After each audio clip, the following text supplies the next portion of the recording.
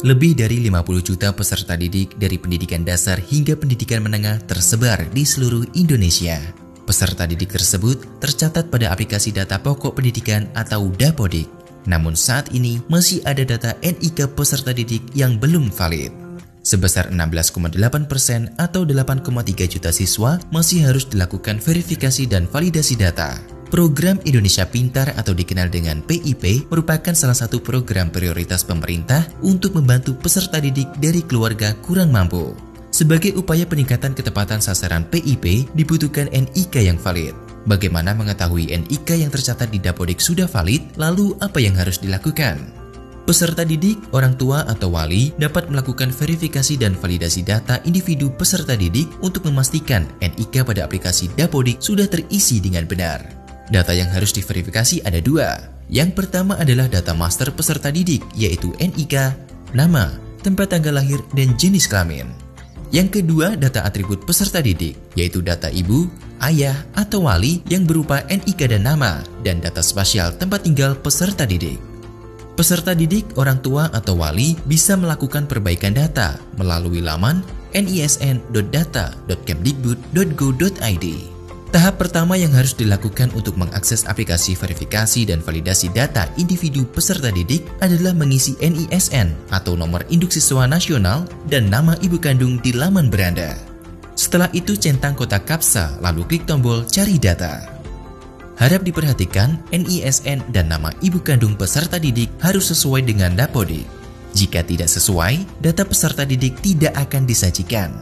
Tahap kedua, lengkapi isian data pada kolom verifikasi data identitas peserta didik, dimulai dari NPSN atau nomor pokok sekolah nasional. Pencarian NPSN dapat dilakukan melalui laman referensi.data.kemdikbud.go.id. Selanjutnya, tanggal lahir dan NIK peserta didik.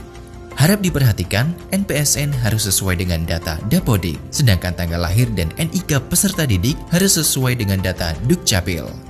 Setelah melengkapi isian pada kolom verifikasi data identitas peserta didik, centang kotak kapsa lalu klik tombol lihat data.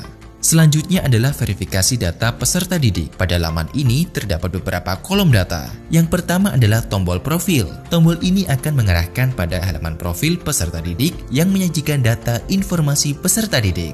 Untuk kembali ke halaman utama, klik tombol close. Yang kedua adalah data identitas peserta didik yang meliputi NIK, nama, tempat lahir, tanggal lahir, dan jenis kelamin peserta didik. Isian data tersebut disesuaikan dengan data yang tercatat pada database kependudukan di Dukcapil. Yang ketiga adalah data orang tua atau wali yang meliputi NIK dan nama ibu dan atau ayah atau wali.